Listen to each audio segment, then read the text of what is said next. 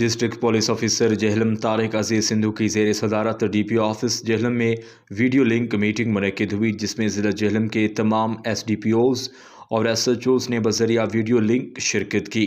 Meeting میں D S P investigation incharge safe city Jhelum, district security officer اور D P O office کی مختلف branches کے incharge بھی شریک تھے۔ میٹنگ کے دوران زیر تعمیر عمارتوں، سڑکوں اور دیگر ترقیاتی منصوبوں پر حفاظتی اقدامات کو مزید مؤثر بنانے کا تفصیلی جائزہ لیا گیا۔ ڈی پی او جہلم نے وارننگ سائن بورڈز کی تنصیب، حفاظتی بارڈ لگانے، رات کے وقت مناسب لائٹنگ اور ٹریفک کی روانی برقرار رکھنے کے حوالے سے واضح ہدایات جاری کی۔